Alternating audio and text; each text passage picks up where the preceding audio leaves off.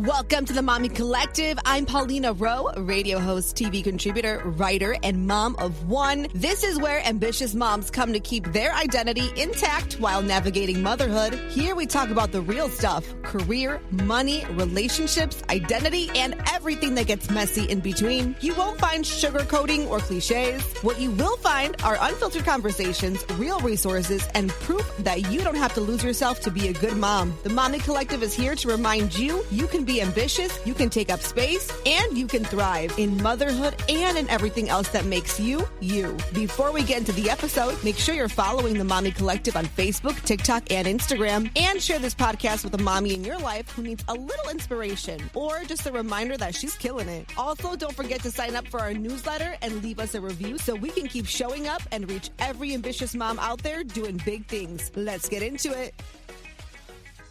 We're back, Mami Collective. Paulina here, and I'm so excited for my guest today. It's a blast from the past. I have Sara Robinson here with me. Hi. Hello, everyone. Hey, girl. Hey, girl. So we go back, like what, maybe 15 years ago? I don't even remember at this point.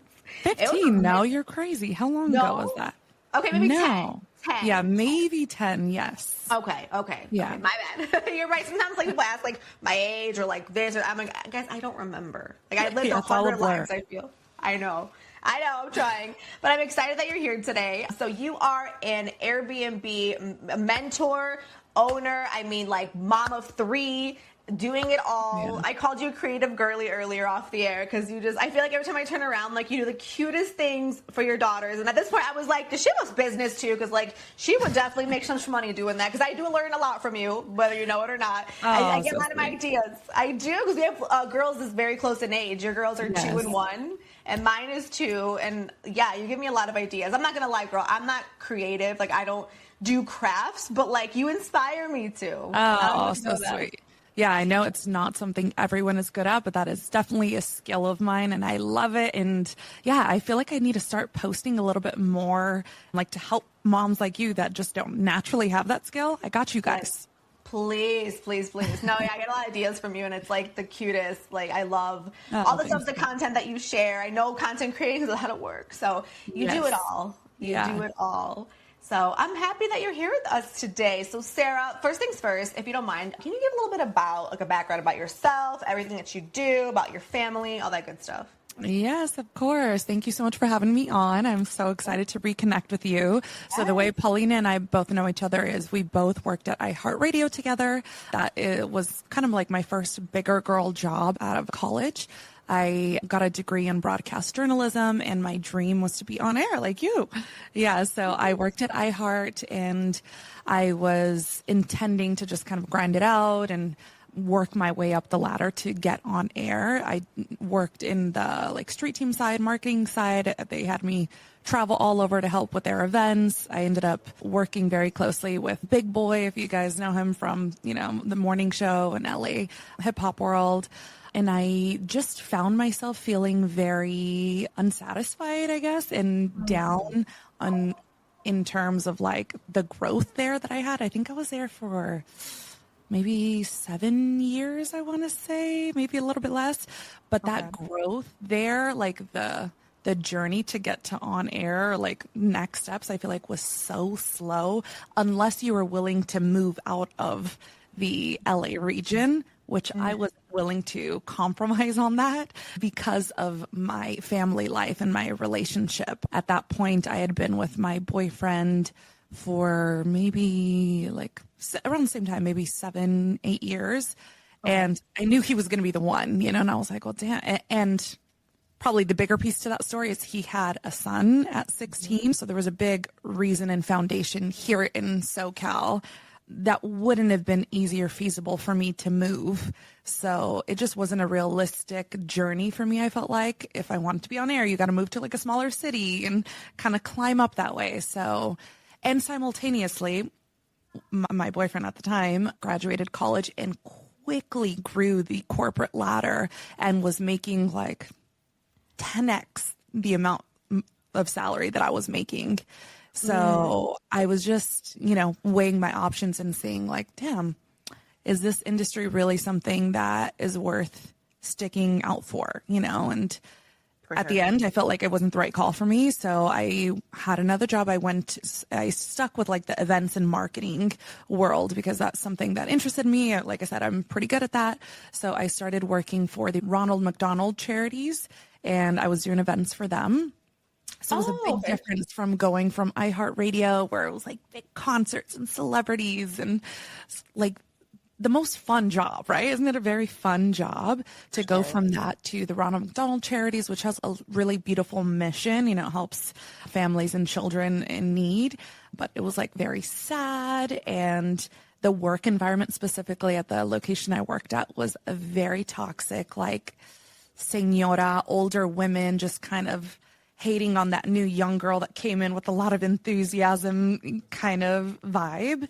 And it just like was really a draining experience there. And I was going home very sad. And I was like literally crying at home all the time, not at home, at my desk job. You know, I was like, damn, am I allowed to cuss on here, girl? Yeah, girl. I was like, fuck, I hate this job. So I was like, oh my God, I'm like so unhappy here. And my boyfriend, who's now my fiance at the time, was like killing it at his job, was now like a super big, important role at Tesla. And he was like, I'm making enough money for our family. I want to start investing in real estate, but I don't have the time because of my day job. What do you think if you quit and you focus on running the operations for our rentals? Okay. And that is how I got introduced to the real estate world, which is what I do, what my husband and I do full time now. We are full-time owner operators. We now have a coaching program to teach people what we do. But we started in 2020 on this real estate path. And yeah, we've been doing it full time since 2020. He left his job as well. And that's kind of where we're at now. And then, so we had our one son, he's my stepson, and then we had 2 babies over the last 2 years, and it's just full mompreneur life right now. And I look back, Paulina, and thinking of like our time at iHeart and my time at Ronald McDonald and all the random gigs I feel like I was doing during that period of my life to like make extra money, you know, and I'm like, all of those past experiences really set me up to like fucking kill it at what I'm doing right now. And I'm like so grateful that I listened to my intuition and listened to what I'm good at and what my boundaries are, I feel like, in each work experience to get me to where I'm at today. So that's a long spiel. I'm so sorry I talked so long, but I feel like I gave a very thorough perspective of my life. No, and we love it. And I wanted that because I knew some of this, but not like all the parts. And I love that you kind of took a chance on yourself too, because you're absolutely right. I mean, going back to like iHeartRadio and like that path it's so difficult. Like I'll be so real. You know that like people might not know that way if you're not like internally in it, but it can be difficult. It can be lengthy. And also, like you said, like at some point you're not fulfilled or you're not happy, right? So then you have to ask yourselves, like, what's worth it, right? Like my happiness or this dream that could or couldn't happen, because you also are never guaranteed anything. But I love your story, and I love that you took that chance on yourself. I think that is so important, and especially now being a mom, like I'm sure you look back at it too, and you're like, because if that was like your daughter, right? And I think about my daughter too, I'm like, damn, like, I know, like, everyone wants to follow their dreams, and I'm very for that, but there are days, girl, too, where I'm like, I want my daughter to, like, I want her to go after what she loves, what she knows, but I also feel like at the same time, I'm like, take that risk, girl. Take that risk, you know? It's a combination of everything, right? It's like following your heart and what you want, but also being understanding that might not be the best journey for you. You know, it's kind of like coming to terms with. It reminds me of like, you know, when you're younger, like my son, he wanted to be a basketball star, you know, he wanted to be in the NBA. And that dream kind of comes down to reality. It's like, did you put in the work these years? Are you tall enough? Did you hustle enough during high school to get to that next step? You know, there's so many pieces that need to fall perfectly to get to that place, you know? And if they didn't, that's okay. But it's time to start thinking of a new path, a new reality for you that you're still happy and looking forward to, but it's okay to shift, you know? 100% agree. So really quick, like going back to 2020, right? kind of entering the real estate world, what was your very first, I'm sure you remember, but like, what was the very first setup like for you? What was the process like? What was the setup? You know what I mean? Like, what did you like learn from that? Because I feel like that had to sort of be like the stepping stone to get started for you. Yeah, I feel like, I was very intimidated going into the real estate space. I had zero interest in it. It felt like very confusing. Felt like all the people in the real estate space were like 10 times smarter than me. We started to go to conferences. My husband is a talent for a really big podcast platform, a real estate show. And so I was going with him with the intention to like learn and absorb information from other people. And I was very intimidated. I had like big time imposter syndrome for sure. But the reason I was down to do it is because he was initially investing in long-term rental, which is just, the traditional, you rent your home out to a family for a year, 3 years, whatever. And that just wasn't very sexy to me. I feel like I was like, okay, that's boring as hell. Like, we're making $200 from that.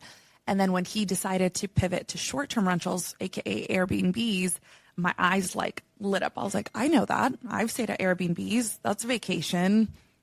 I know that's like experiential. I'm coming from the event space, I felt like I could truly bring value to this strategy. So I was really excited when he decided to pivot. I was like, all in. Yes, let's do it. And what was our very first property was in Pigeon Forge, Tennessee. Do you know where that's at? No. Is that near? No, neither of us. We had no idea where that was at, but It's a big national park in the Smoky Mountains in Tennessee. We bought it sight unseen. So like, just imagine, we bought a fucking cabin. We've never seen it, never been to the city. It was like very scary for us, but so exciting, So we took the trip out there. It was previously short-term rental. So we were just like taking over and re-zhuzhing it up to relist it, We didn't have a ton of money. So we just went to Walmart. We took a trip with that for maybe like 5 days. And our game plan was to go to Walmart. Where else did we go? Like Ross, I think, Home Goods, and just buy cute little chingaderas, like new curtains, new plants, new pillows, new wall art, cute like little thingies to kind of make the space feel like newer again and redesigned. But that process was so fun for me because I was like, oh my God, we're designing a new cabin, and my husband doesn't have any, design experience. He really looked to me to do this. So it was like, I had our card and I had a shopping cart and I was going all in on how to make this cabin come to life and, bring in revenue for our family. So that experience was really, really fun. And what, like, the coolest part of it all is we were engaged at this point, right? So we had our bachelor and bachelorette weekend the day that we took it live. So when you take it live, that means you go live on Airbnb. So behind the scenes for about a month, we've been like fixing it up, doing repairs, finding our cleaners, our handyman, like getting the property ready, right? And when you take it live, you're listing it for somebody to rent now. So we took it live on Airbnb on a Friday, and that just so happened to be the weekend that we went to Vegas for our bachelor and bachelorette weekend. And so it was our first property. We were so excited. We gave each other a kiss. We're like, okay, we hit live. Have a good weekend. We'll see each other on Sunday for the joint, like, girls and guys pool party. Okay. We took it live, and we didn't talk. Our rule for that weekend was like, let's not talk to each other until we see each other on Sunday. Come Sunday at the pool party, we were like so hyped because we both had our Airbnb notifications on for the first time, like our first listing. Mm-hmm. Booking after booking after booking after booking was coming in from Friday all the way to Sunday. By Sunday, when we saw each other, it's like crazy. We're engaged. We're so excited. Our Airbnb, we're about to get married. We had generated over $20,000 worth of bookings by the time we saw each other from Friday to Sunday. This was our first listing. So we were like mind blown. You have no idea. That had to be also like reassuring of being like, okay, like, oh my God, we made the right choice. You said, like, it was like, it was such a high. It was like such an addicting thing. We're like, oh my God, I think this is going to be the thing. Like we all have we all have dreams of getting rich and buying a mansion and, and we're like, that was a moment for us where we're like, oh my God, I think this might be one of the tickets for us to kind of progress us along to the life that we envision for ourselves, you know, and I feel like it was just like a light bulb that went off for us in such a fun environment too, that we like never forget that story about our bachelorette weekend because of this one Airbnb story. Yeah. I love this story. Oh, yeah. That's such a fun, like, it feels like bachelorette party or bachelor party, right? And then I'm making like 20 G's right now with my fiance, and I'm about to meet up with him. Like, it just all fell in so perfectly. Yeah, I mean, you said you're never going to forget it. You're never going to forget it.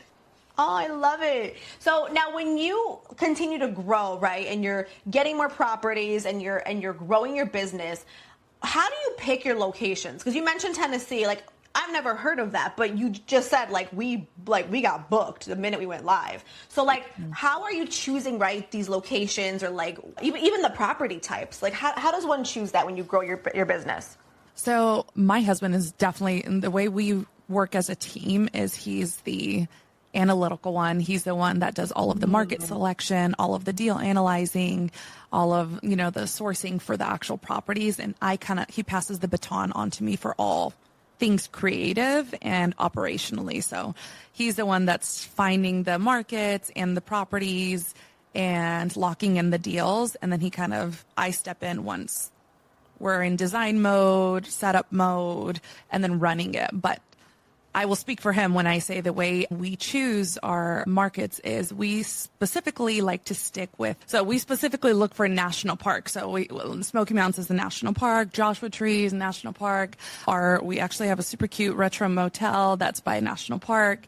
So that's always been our strategy, because you hear, right, that there's like a lot of Airbnb restrictions coming down, like in New York, and major cities are coming down on Airbnb restrictions. So we like to focus strategically on national parks because that entire environment and infrastructure relies on travel, right? So, for instance, like in Pigeon Forge in the Smoky Mountains, like there is nothing there other than the fact that it's like where people go to vacation.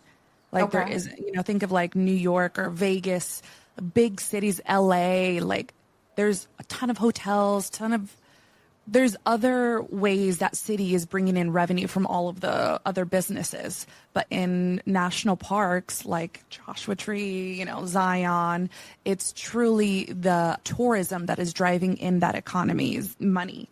So that's always been our strategy. That's what we personally recommend. Yeah, that's our thing for sure.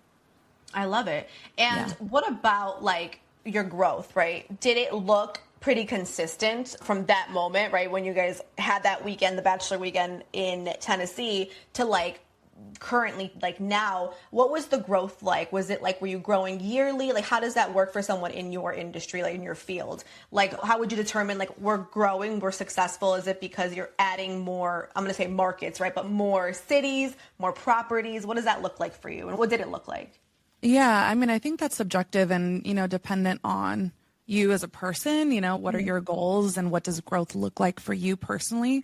For us, it was truly scaling in terms of property sizes at the time. Oh, okay. I mean, not sizes, property, like the amount of properties we had. So I think by the end of that year, we had 3. So we went from 1 to 3 in like 4 months or so. September, October, November, December. Yeah, like 4 months. So we were scaling so quickly, girl. And then the next year, I think we added like 9. The next year, maybe 12.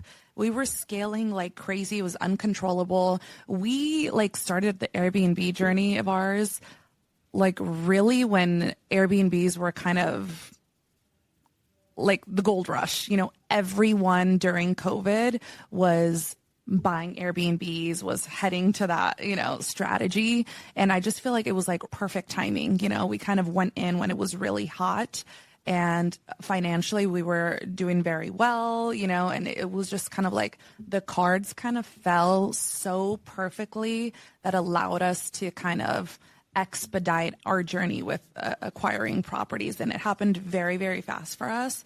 Now, currently, that's not what we're looking for. Like our goals kind of pivoted. Like personally, I feel very overwhelmed having that many properties. I think you can still have a lot of success having 3 properties versus I think we have like 26 plus the motel right now.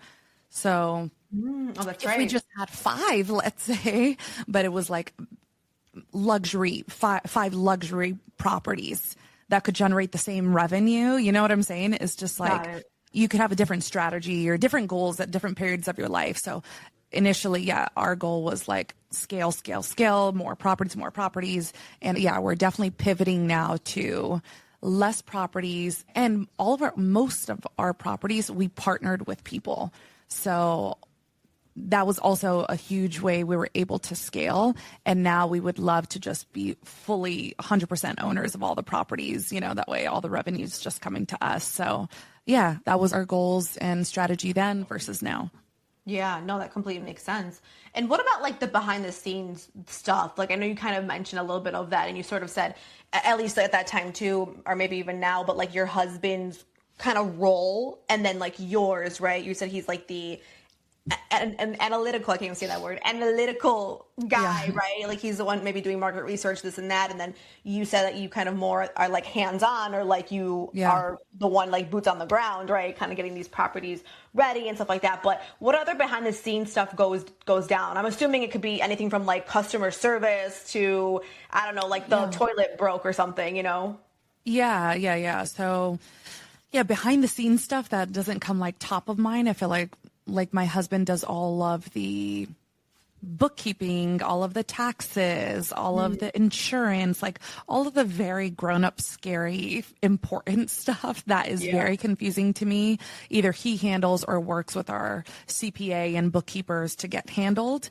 I'm like copied on all those emails, but I'm far removed because I'm like, what? There's things like cost segregation and flood insurance and like just things that I'm like not knowledgeable enough to even be a part of those conversations. So I trust him. He's skilled at that. He's informed enough to handle those and make those decisions on his own. And I trust him. And then in the inverse, what I handle that he is unaware of or doesn't take part in is like hiring and firing all of our employees. So that's all of the housekeepers, all of the handymen, all of the general contractors and random plumbers and other people that we have to hire, all of the inventory that we have to order on a daily, weekly basis, scheduling staff, handling all the repairs. Like if I'm handling $5,000 plumbing situation, he doesn't know anything of it. I just tell him, hey, this is a really big bill that's coming up that we have to pay for, kind of conversation, but I just handle it from start to finish. Yeah, I would say those are pretty much the behind the scenes things. Yeah, or like today, one of my employees called off that handle all of the guest communication, which is very, very rare. So I have to step in and be on top of my phone to check all of the messaging. So essentially I'm like the front desk, just using my phone for our hotel because there's no employee that works there. It's all self-check-in. But typically I have a virtual assistant in the Philippines handling all of those messages and phone calls, but she just called out. And I'm like, damn, now I got to look at my phone and talk to all these people. But yeah, Tony has no idea that she even called off because that's my world. That's what I handle. Yeah, you guys seem like you're a really solid team. Yeah. And I love that, especially because like you're married and like they always, like say like don't mix business with pleasure. But it's like, well, I feel like you might even agree. Like I feel like my husband, like if anyone knows me, it's him. And I feel like you guys do make a really, really good team. I have to say that. Yeah. Thanks, girl. Yeah, I feel, I think we have a coaching program too. And I think we attract a lot of couples looking to do this kind of a business with their spouse as well. And they're like, how do you do it? And I don't know. I feel like your relationship more than you can't learn. Like you guys know whether you guys would be a good business partner together or you won't, Only you guys will know that, and I think there's like different tips that we can help try to get you guys to trust each other and really figure out your roles within the business and respecting those boundaries. But ultimately, I think it's something you guys have to identify and understand between yourselves as individuals and partners is like, do you really think you'd be a good partner or they'd be a good partner for you, And yeah, I think that's just something you guys got to figure out. Yeah, super valid. Do you guys ever bump heads or like have you ever had like a moment in business where you were kind of like... Yeah, for sure. Just early on, I feel like when we first started and we were really scaling and he was like locking in deals like crazy and I was getting over because I'm the one designing them, setting them up, getting them listed, working with our cleaners. So, and then when you get a deal, it takes like a month to 2 months to close the deal, you know? So his job was kind of staggered slowly. You know, he would lock in one deal. It would take 2 weeks to get, you know, offer accepted. Right. And that transition or that workload was much slower versus like, okay, yeah, we got the property. You need to design it, find a team, order all the furniture, go set it up. Like my workload started to kind of compound very quickly while his was like very slow. So I feel like that caused a bit of tension. I'm like, hey, bro, can you ease up a little bit? Like, let me finish house 2 and 3 before buying 7 and 8, you know, like, totally. Or we need to hire more help. Like we need to find out, like, I can't keep moving at the speed that you're moving. So that was definitely like a little bit of conflict at first.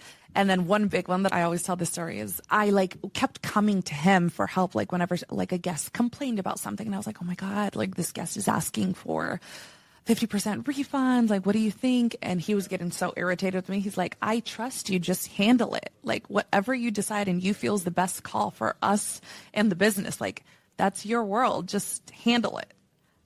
And like when he told me that, I was like, I remember being so like annoyed. I was like, ew, rude. Like I'm just asking for your fucking help, bro.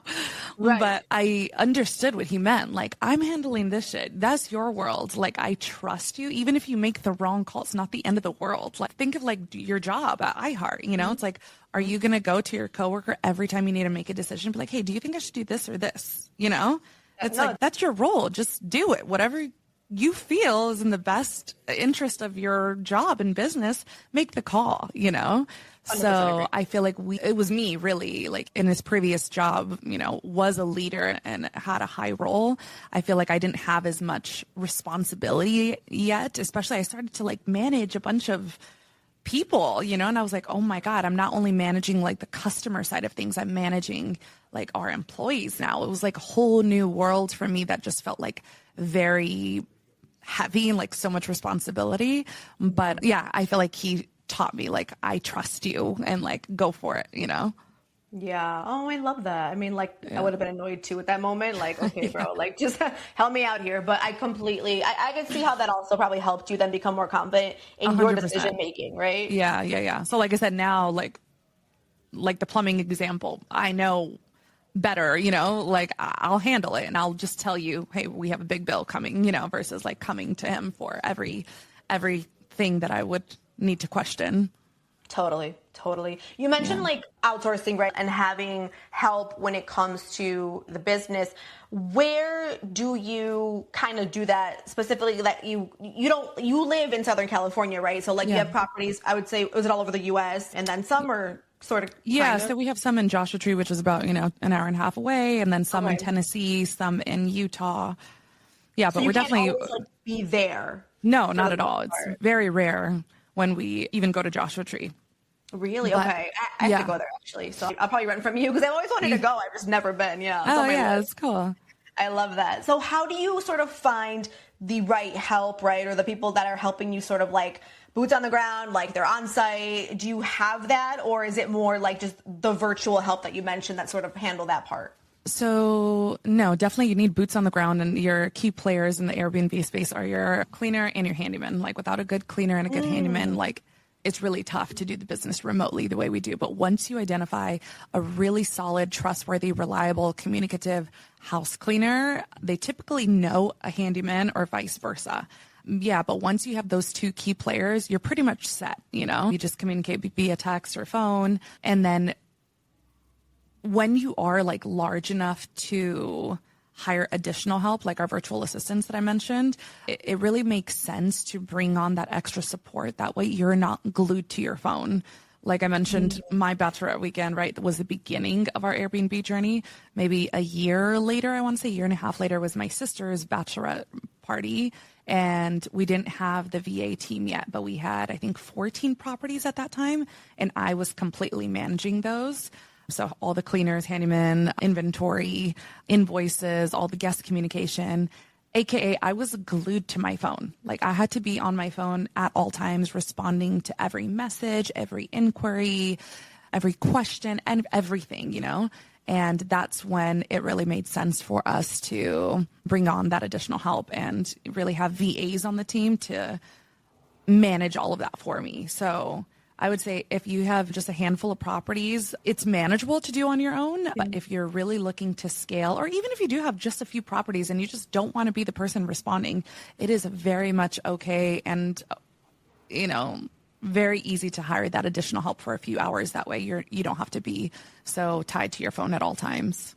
That's great advice. Yeah, I feel like you're right. There becomes a point, and I feel like you'll know when that is. I'm assuming like you hit a certain point of like, it's time to sort of grow this team or get some help, even if it is like the virtual assistant. Cause like, you're right. I would have never thought of that part. Like if I owned, I don't know, 10 properties, I'm making that up. But like, and my phone's going off all day. Like that's a full-time job in itself right here, 100%. Yeah. Yeah, no, I totally see that. So your journey started 2020 with the Airbnbs. And then I want to say maybe 2023, you welcomed your first daughter. Yes. And I love it. And then you had a daughter after that. So you, my friend, I love you, girl. You're a little crazy, but you make it so effortless. And I love it. And I love that your girls are like a year apart. That warms my heart so much. So how has not only has life like changed, but how has your business mentality changed? Since I know you were already a mom, but like becoming like the mom of two littles now, right? So on top of that, you have like two kids in diapers. Sure. And like a lot happening. How does your mentality change when it comes to business? I think I'm just like much more protective of my time now. Like you said, I'm just like a very creative girl, and I was down for all the projects, and I am like a super intentional mom and try to be as present as possible. So things like looking at my phone when I really don't need to look at it is something that I really try to focus on. Yeah. So I think my mentality since having my babies is just protecting my time a lot more than I think I ever have. So even things like in our personal life, like it's expensive to hire a cleaner, it's expensive to hire a nanny, right? But we've decided like that additional cost is worth it because it gives us our time to focus on things that are more important. So yeah, I feel like that's probably the biggest thing that I can call out is just protecting my time has definitely been something I've noticed.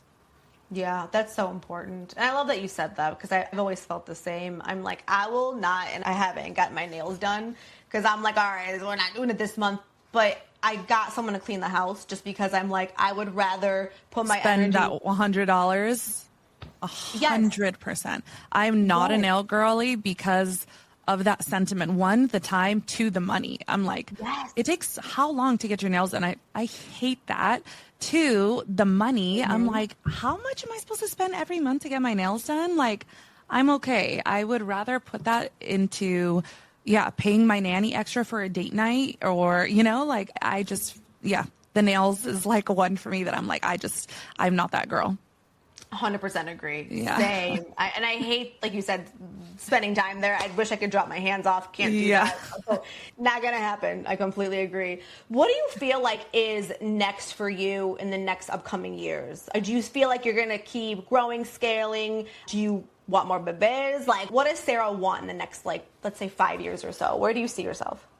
Yeah, I really do love the Airbnb space. One thing that we also started to do during our journey is to host events to teach people. So aside from the actual coaching, we started to do retreats and big like conferences. And I love, it's kind of like both of my worlds, right? I come from the events and marketing space and the Airbnb space. And it was like a blend of both my knowledge and experience and skills all in one. So we kind of put a pause on all of our events because I was pregnant back to back and didn't have the energy to do that. But I would love to kind of pick back up on our event side of things for the Airbnb space. And also, I just love creating content. I feel like I really love sharing all sides of my life. I feel like I love sharing my wifey side, my mom side, my business side, my creative side. Like I just am one of those people that truly enjoys making content. And I kind of want to dive more into that world, specifically like in the lifestyle space. Like I know I kind of grew a following because of my Airbnb journey, but I just want to show, I feel like people have stuck around because I do show so many sides of me and my life, not just the Airbnb side. So I kind of want to just focus more on on creating content that kind of just shows my life and all that I do. So that's kind of where I want to focus right now. I love it. I mean, yeah, that's sort of one of my favorite things about you is that you're very like multifaceted. I can't say any words today. I swear to God, my brain is fried.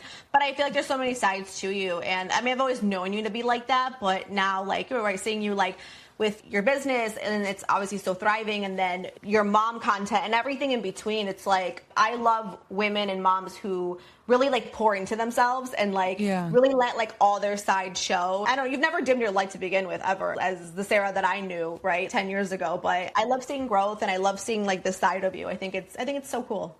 Yeah, thanks, girl. I appreciate it. Yeah, I feel like you are, very similar to me, where we don't want to lose ourselves as individuals because we became moms and wives, right? It's like you can juggle it all and still be like a bad boss bitch and, just do so many things. I feel like when you're younger, you kind of hear that you kind of just become a mom and your life changes when you have a baby. And it's like, it does change, but it doesn't mean like your whole life becomes just mom, and it's, you can still be and do so many things, and I feel like I am very much encompassing that mindset and want to show that across my socials to inspire other moms to kind of have that same mentality. You absolutely have. And like literally what you said earlier of like, I'm an intentional mom. You are showing other moms, even myself, that you can have a thriving business. You can make time to create content and time to spend with your girls, right? Your kids. Yeah. You truly do all of that. Like, yes, I'm sure, are the days hard for you? Are they long? Of course. Yeah. You know what I mean? Of course. But I think you're killing it. And I really hope that, you do know that you would inspire a lot of moms. And that's why I was like, I hope she comes on the pod. I really hope she comes to talk to me. Yes, of course. That's so cool that you started this. Thank you. It's been really fun. I love it. I love moms just sharing their story, shooting the shit, you know what I mean? And then kind of just hopefully inspiring other people. Yeah. Before we go, what piece of advice would you give a mom that is listening right now who, and I'm going to tap into your expertise, but like a mom who is interested in doing the Airbnb route, like very similar to yours. It's 2026 when we're recording this, so I know times are a little bit different from when you started, but if you were to give one piece of starting advice, if I'm like, hey, Sara, girl, I'm going to do this. Where do I start? What should I do? What would you tell that mom? I honestly would say go to an event. Go to an in-person short-term rental event. There are a lot of them. Google them, follow me, DM me, and ask me, because we have a lot of friends in the space that host other short-term rental events. But truly, for me, someone that was very intimidated, had big imposter syndrome getting into the space, had zero knowledge before getting into it, I learned so much and really felt so motivated and inspired by being in a room filled with people that wanted to do the same thing and hearing their success stories, like just like mine, but you're hearing it all day, every day for 3 days, as long as the event is going. It like lights a fire within you to really feel like, holy shit, I think I can do this, and I feel like you've heard that quote, you're the average of the 5 friends you hang out with or whatever. Like if no one in your personal life does this, it's going to feel impossible, right? It's going to feel so scary and too risky. But if you start putting yourself in rooms and in conversations with people that do this, it starts to feel a little bit more real and feasible. So my biggest advice is go in person to events of whatever. Let's say it's not even Airbnbs, whatever you're interested in. Let's say starting a party rental business. There's events for everything, go in person, feel that energy of those people that are doing what you want to do. And I promise you, it will translate and get into your soul to fuel you to take those next steps. I love that advice. I would have never thought of that, but I think that is necessary. And also to like, starting anything is a big commitment financially, right? Like with your time. So I feel like that's a great way to even, like you said, to kind of see, is this what I want to do? Am I feeling 100%? And to get you out of your comfort zone, I feel like growth doesn't happen if you're comfortable. You need to like kind of put yourself out there. Going to an event is already scary. So that's like, you're already pushing yourself. You're already growing in that way. But then also taking the next steps to converse with those people. That's a little bit more growth, surrounding yourself with that mindset.